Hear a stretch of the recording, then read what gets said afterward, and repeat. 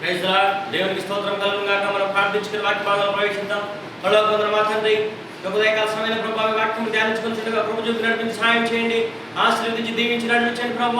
ఈ వాక్యం మాకు పంపించి ఈ వాక్యం మాకు నేర్పించమని, మీ ఆత్మాభిషేకం ద్వారా మమ్మల్ని నడిపించమని, ఈ రాకడకు మేము సంసిద్ధపడ్డ ప్రభు చూపి నడిపించి సహాయం చేయమని యేసు క్రీస్తు ప్రభు పరిశుద్ధ నామమున ప్రార్థించుచున్నాము తండ్రి, ఆమేన్.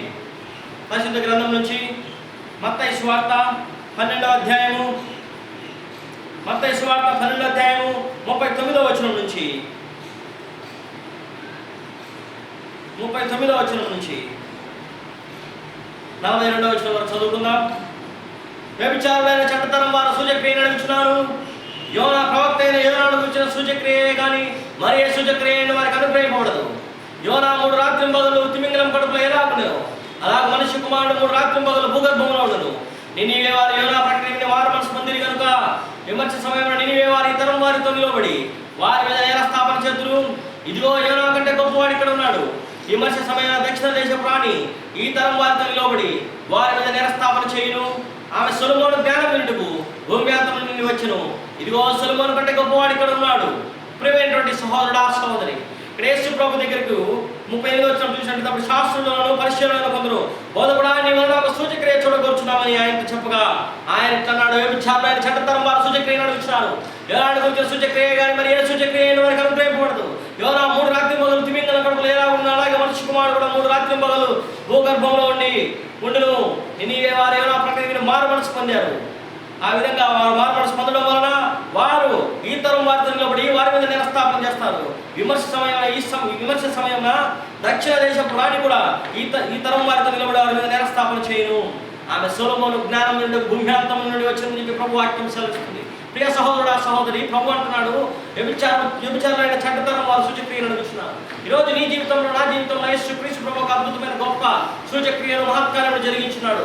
యోనా 3 రాత్రింబగళ్ళు తిమింగలం కడుపులో ఎలా ఉండెనో యేసు క్రీస్తు ప్రభు కలువరి శిలువలో చేతుల్లో చీరలు, కాళ్ళలో చీరలు, తల మీద మొండ కిరీటం, రక్తం బల్లెం పడి వీపంతి దున్నబడిన దేహం ద్వారా ఆఖరి రక్తం పడి వరకు చిందించి 3 దినములు సమాధిలో ఉంచబడి తిరిగి లేచి పునరుత్థానుడై ఆయన నిన్ను నన్ను పరలోక రాజ్యానికి వారసులుగా చేశాడు. దేహానికి మనకి శరీరంలో రక్తము ప్రాణాధారమైన పరిశుద్ధ గ్రంథం నుంచి లేవికాండం 17వ అధ్యాయం 14వ వచనం వాక్యం సెలవిస్తుంది. అటువంటి రక్తాన్ని, ప్రాణాధారమైన రక్తాన్ని, ప్రాణాన్ని యేసు ప్రభు నీ పాప నిమిత్తం నా పాప నిమిత్తం చిందించి కలువరి శిలువలో ప్రభు చిందించాడు. యేసు క్రీస్తు రక్తం వల్ల మనకు పాప క్షమాపణ లభిస్తుంది. ఏ భేదం లేదు, అందరూ పాపం చేసి దేవుడు అనుగ్రహించి మహిమను పొందలేకపోతున్నారు. ప్రియమైనటువంటి సహోదరుల సహోదరి, ఈరోజు మనం వ్యభిచారులైన చెడ్డతనం వారిలాగున్నామా?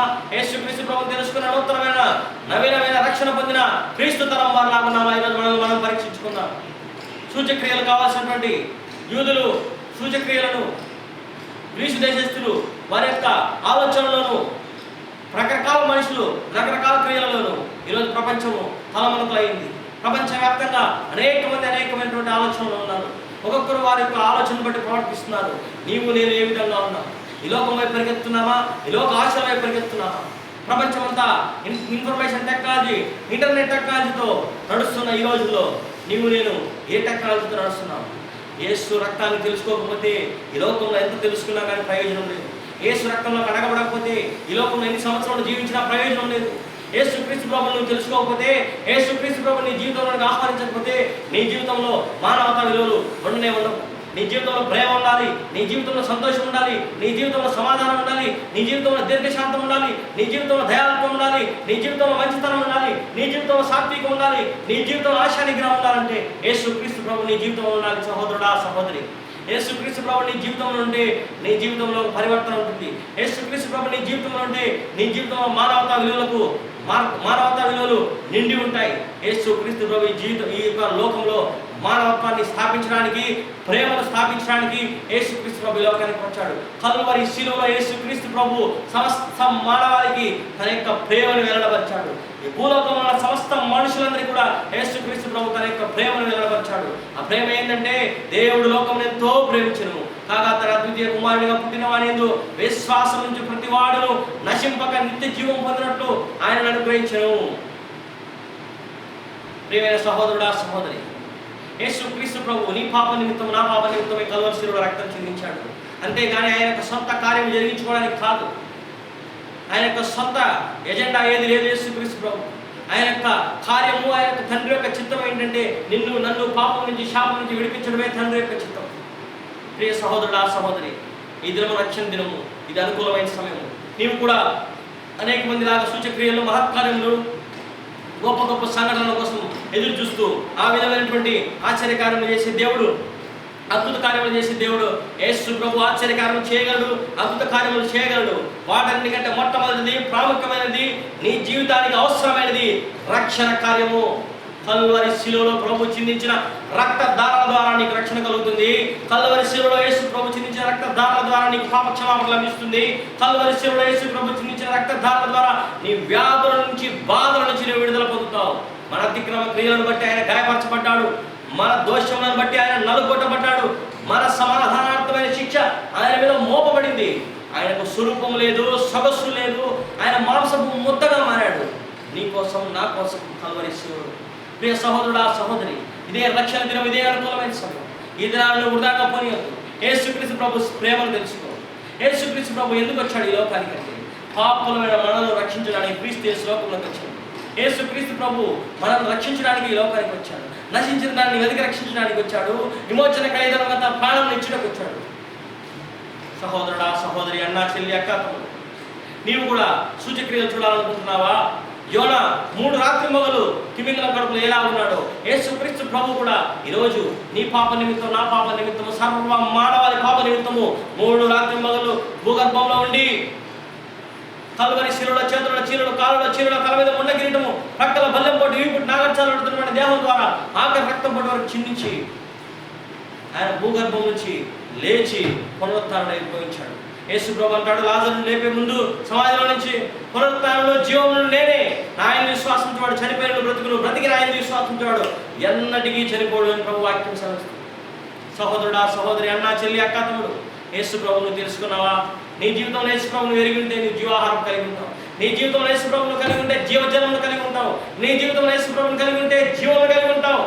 యేసు క్రీస్తు ప్రభువును ఎరుంటే నిత్య జీవము, అద్వితీయ సత్య దేవుడైన నిన్నును నీవు పంపిన యేసుక్రీస్తు ఎరుంటే నిత్య జీవము. యోహాను సువార్త 17:3 వాక్యము స్పష్టంగా తెలియజేస్తుంది. దేవుడి వాక్యము సజీవమైన, బలమైన, రెండంచెలు గల వాడైన ఖడ్గం కంటే ఎంత షార్ప్గా ఉండి, పదునైనదిగా ఉండి, నరములను, మూలుగులను, శరీర అవయవాలను చీల్చుకుంటూ మనిషి హృదయాంతరంగాన్ని శోధిస్తుంది.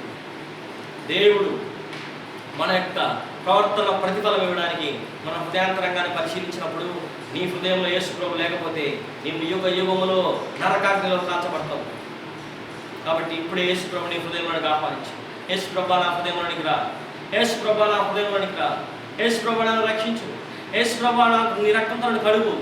ఎవరైతే పశ్చాత్తాప హృదయంతో యేసు ప్రభు తమ హృదయంలోనికి ఆహ్వానిస్తారో యేసు ప్రభు ఈ క్షణమే వారి హృదయంలోనికి రావడానికి సిద్ధంగా ఉన్నారు. ఇదే రక్షణ దినం, ఇదే అనుకూలమైన సమయం. ఇంకొక సమయం నీకు రావచ్చు, రాకపోవచ్చు, కానీ ఈ సమయాన్ని మాత్రం దుర్వినియోగం చేయదు. సహోదరుడా సహోదరు, ప్రభు వాక్యం సెలవిస్తుంది. యేసు ప్రభు అంటున్నాడు యోహాను సువార్త 14:6 నేనే మార్గము, నేనే సత్యము, నేనే జీవము, నా ద్వారా తప్ప ఎవడును తండ్రి వద్దకు రాడు.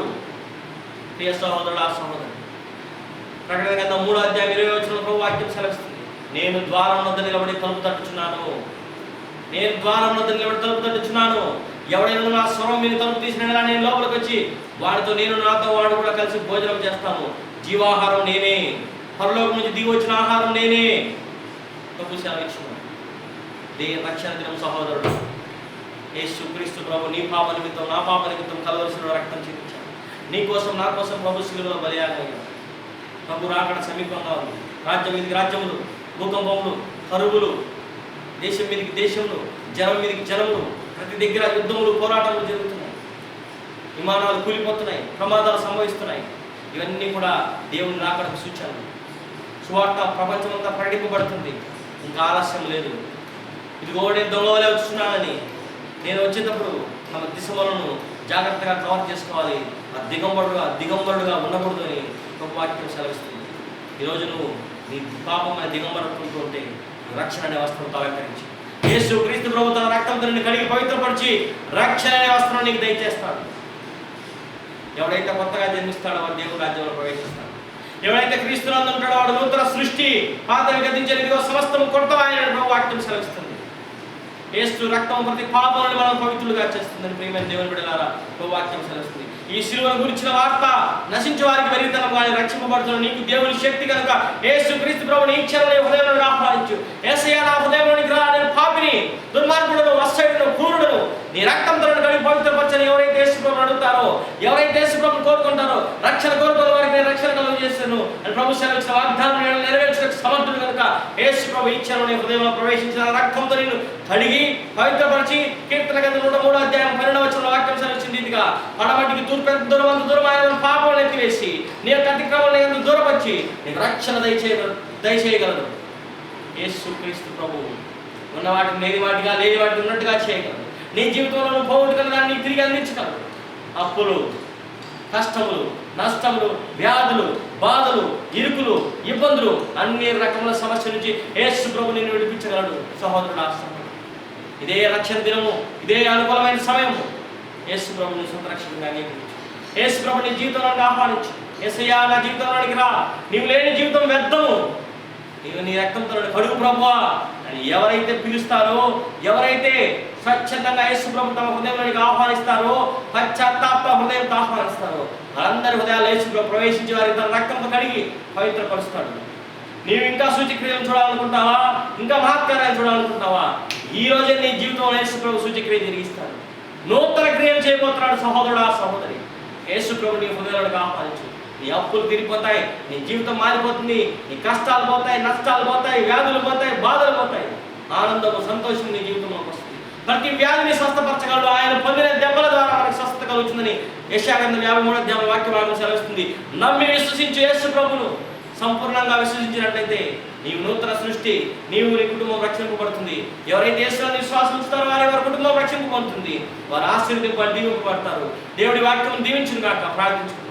పరలోకమందున్న మా తండ్రి, చెప్పండి వాక్యం దీవించి ఆశీర్వదించండి. వెన్న హృదయాన్ని ఫలింపు చేయండి ప్రభావ, నీరు కట్టి ఫలింపు చేయండి ప్రభావ, ఆశీర్వదించండి. ఈ స్వార్థ ప్రభావ ప్రపంచవ్యాప్తంగా విస్తరించిన కృప చూపినటువంటి సహాయం చేయమని, దేశాలలో విశ్వార్థ ప్రకటించిన కృప చూపినటువంటి సహాయం చేయమని యేసు క్రీస్తు ప్రభు పరిశుద్ధ నామమున ప్రార్థించుచున్నాము తండ్రి. ఆమేన్.